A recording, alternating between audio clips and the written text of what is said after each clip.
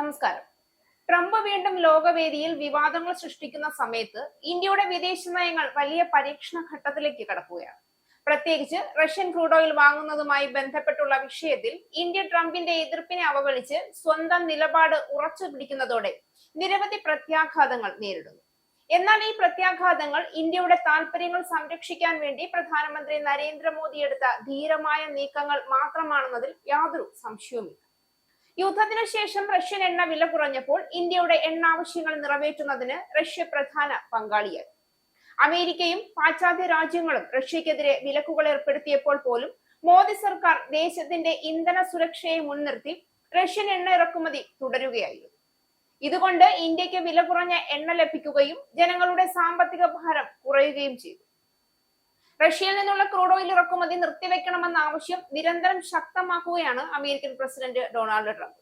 പ്രധാനമന്ത്രി നരേന്ദ്രമോദി ഇതിനോടകം തന്നെ റഷ്യയിൽ നിന്നുള്ള എണ്ണ വാങ്ങൽ അവസാനിപ്പിക്കാമെന്ന് തനിക്ക് വാഗ്ദാനം നൽകിയതായി ട്രംപ് അവകാശപ്പെടുന്നുണ്ടെങ്കിലും ഇന്ത്യ ഔദ്യോഗികമായി ഇക്കാര്യത്തിൽ ഇതുവരെ സ്ഥിരീകരണം നടത്തിയിട്ടില്ല എന്ന് മാത്രമല്ല പൂർണ്ണമായി അത് നിഷേധിക്കുകയും ചെയ്തു. 2022 യുക്രൈനിൽ ആക്രമണം ആരംഭിച്ചതിന് പിന്നാലെയാണ് റഷ്യൻ എണ്ണയുടെ വലിയ ഉപഭോക്താവായി ഇന്ത്യ മാറുന്നത്. 2025 ജനുവരി മുതൽ സെപ്റ്റംബർ വരെ ഇന്ത്യ ദിനം പ്രതി 1.9 million barrel Russian crude oil വാങ്ങി. ഇത് റഷ്യയുടെ മൊത്തം കയറ്റുമതിയുടെ 40%. എന്നാൽ അമേരിക്കയും യൂറോപ്യൻ യൂണിയനും നടപ്പിലാക്കാൻ ശ്രമിക്കുന്ന പുതിയ പദ്ധതികൾ ഇന്ത്യക്കും റഷ്യയ്ക്കും വൻ സാമ്പത്തിക തിരിച്ചടിയാകുമെന്നാണ് വിലയിരുത്തപ്പെടുന്നത്. റഷ്യയിൽ നിന്നും എണ്ണ വാങ്ങുന്നത് കുറയ്ക്കുമെന്ന കാര്യത്തിൽ ഇതുവരെ ഔദ്യോഗിക പ്രതികരണം നടത്തിയിട്ടില്ല എങ്കിലും അമേരിക്കയുടെ സമ്മർദ്ദത്തിന് ഇന്ത്യ വഴങ്ങേണ്ടി വരുമെന്നാണ് വിദഗ്ധർ പറയുന്നത്. റഷ്യൻ എണ്ണ ഇറക്കുമതിയുടെ പേരിൽ അമേരിക്ക ഇതിനകം തന്നെ ഇന്ത്യയുടെ പല ഉൽപ്പന്നങ്ങൾക്കും 25% ഇറക്കുമതി തീരുവ ചുമത്തിയിട്ടുണ്ട്. ഡിസംബറിന് ശേഷം ചില ഇന്ത്യൻ റിഫൈനറികൾ റഷ്യൻ എണ്ണ ഇറക്കുമതി കുറയ്ക്കാൻ ഒരുങ്ങുന്നതായാണ് റിപ്പോർട്ടുകൾ പുറത്തുവരുന്നത്. അടുത്ത ജനുവരി 21 മുതൽ റഷ്യൻ എണ്ണയിൽ നിന്നുള്ള ഇന്ധനങ്ങൾക്കുള്ള യൂറോപ്യൻ യൂണിയന്റെ നിരോധനം കൂടി പ്രാബല്യത്തിൽ വരും. ഇത് ഇന്ത്യയിൽ നിന്നുള്ള ഡീസൽ, എയർ ഫ്യൂവൽ കയറ്റുമതിക്ക് തിരിച്ചടിയായേക്കും.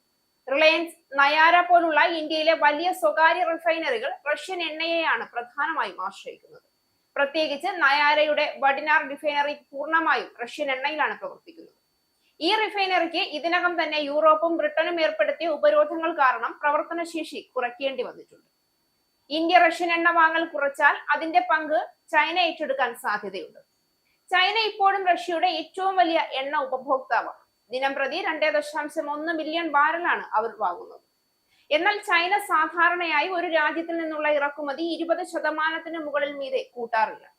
കൂടാതെ ട്രംപ് ചൈനയെയും സമ്മർദ്ദത്തിലാക്കുന്ന സാഹചര്യത്തിൽ റഷ്യയിൽ നിന്നും കൂടുതൽ ഇറക്കുമതിക്ക് അവർ തയ്യാറാകാനുള്ള സാധ്യതയുമുണ്ട്. ഇന്ത്യ ഇറക്കുമതി കുറച്ചാൽ ആ എണ്ണ ഷാഡോ മാർക്കറ്റ് വഴി വിറ്റഴിക്കാനാകും റഷ്യയുടെ പിന്നീടുള്ള ശ്രമം. അന്താരാഷ്ട്ര ഉപരോധങ്ങളെ മറികടക്കാൻ റഷ്യ വലിയൊരു പഴയ ടാങ്കർ നെറ്റ്വർക്ക് ഇതിനോടകം സൃഷ്ടിച്ചിട്ടുണ്ട്. 2025 സെപ്റ്റംബറിൽ റഷ്യയുടെ കടൽമാർഗ ക്രൂഡ് കയറ്റുമതിയുടെ 69% ഷാഡോ ഫ്ലീറ്റ് ടാങ്കറുകളിലൂടെയായിരുന്നു. സമുദ്രങ്ങളിൽ നടക്കുന്ന ഷിപ്പ് ടു ഷിപ്പ് ട്രാൻസ്ഫറുകൾ വഴി എണ്ണയുടെ ഉറവിടം മറക്കുന്നത് പതിവാണ്. അതായത് ഇന്ത്യ നേരിട്ട് വാങ്ങാത്ത എണ്ണ ഒടുവിൽ ഷാഡോ മാർക്കറ്റ് വഴി വീണ്ടും ഇന്ത്യയിൽ പോലും എത്താൻ സാധ്യതയുണ്ട് എന്ന് സാരം. എന്നാൽ പ്രധാനപ്പെട്ട ഒരു വിപണി നഷ്ടപ്പെടുന്നത് റഷ്യയെ വൻ ഇളവുകളിൽ എണ്ണ വിൽക്കാൻ നിർബന്ധിതമാക്കും. ഇത് റഷ്യയുടെ വരുമാനത്തിൽ വലിയ ഇടിവുമുണ്ടാക്കും. ഇന്ത്യയെ സംബന്ധിച്ചാകട്ടെ ക്രൂഡ് ഓയിലിനും മറ്റുമായി ഗൾഫ് രാജ്യങ്ങളെയും മറ്റും കൂടുതൽ ആശ്രയിക്കേണ്ടി വരും. ഫലത്തിൽ അമേരിക്കയുടെ സമ്മർദ്ദം ഇന്ത്യ ഇതുവരെ ക്രൂഡ് ഓയിലിന്റെ കാര്യത്തിൽ സ്വീകരിച്ചു വന്ന സ്മാർട്ട് ഓയിൽ ഗെയിം വലിയൊരു പരീക്ഷണമായി മാറുകയാണ്. എന്നിരുന്നാലും ഇന്ത്യയുടെ വളർച്ചാപാതയിലും ഊർജ്ജ സുരക്ഷയിലും റഷ്യൻ എണ്ണയുടെ പങ്ക് അമിതമായി വർദ്ധിച്ചിരിക്കുകയാണെന്ന് പറയാതെ വയ്യ. ഇന്ത്യക്ക് ഇന്നത്തെ സാഹചര്യത്തിൽ പാശ്ചാത്യ സമ്മർദ്ദങ്ങൾക്ക് വഴങ്ങാൻ കഴിയില്ല എന്നൊരു സാധ്യതയുമുണ്ട്. മോദി സർക്കാർ പലവട്ടം പറഞ്ഞതുപോലെ ഇന്ത്യയുടെ തീരുമാനങ്ങൾ ഇന്ത്യയുടെ താല്പര്യങ്ങൾക്ക് അനുസൃതമായിരിക്കും. റഷ്യൻ ക്രൂഡ് ഓയിൽ വാങ്ങുന്നതിലൂടെ ഇന്ത്യ ലോക വിപണിയിലെ ഇന്ധനവില നിയന്ത്രണത്തിലാക്കുകയും ആഗോള സാമ്പത്തിക തലത്തിൽ ഒരു ബാലൻസ് നിലനിർത്തുകയും ചെയ്തു വരുന്നു. അതിനാൽ തന്നെ ട്രംപിന്റെ ഭീഷണികളോ രാഷ്ട്രീയ സമ്മർദ്ദങ്ങളോ ഇന്ത്യയെ വഴിതെറ്റിക്കില്ല എന്ന് പ്രത്യാശിക്കാം. ഇന്ത്യയുടെ ജനാധിപത്യവും സാമ്പത്തിക ശക്തിയും മൂലം അമേരിക്കയ്ക്ക് ഇന്ത്യയെ പൂർണ്ണമായി എതിർക്കാനും സാധിക്കില്ല എന്നതും വാസ്തവമാണ്. ലോക വിപണിയിൽ ഇന്ത്യയുടെ സ്ഥാനം മുൻനിരയിൽ എത്തിക്കഴിഞ്ഞു.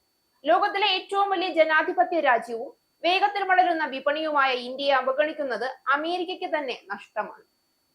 അതിനാൽ തന്നെ മോദിയുടെ നയതന്ത്ര കാഴ്ചപ്പാട് ഇന്ത്യയെ സുരക്ഷിതമായ വഴിയിലേക്ക് നയിക്കുമെന്ന് തന്നെ പ്രതീക്ഷിക്കാം. ഇസ്രായേലിന്റെ 5 സൈനിക താവളങ്ങളിൽ കനത്ത നാശനഷ്ടം. മോദി വെളിപ്പെടുത്തുന്ന ഇന്ത്യയുടെ വികസനത്തിന്റെ മയക്കുമരുന്ന് വിൽപ്പനയ്ക്കെതിരെ ശക്തമായ നടപടിയെടുത്ത് ഷാർജ പോലീസ്. അമേരിക്കയിലെ സാധാരണ മനുഷ്യരോട് കൂടിയാണ് കോൺഗ്രസിനുള്ളിൽ പങ്കുവയ്ക്കാൻ വി ഡി സതീശൻ. ഓപ്പറേഷൻ സിന്ദൂറിൽ ഉപയോഗിച്ച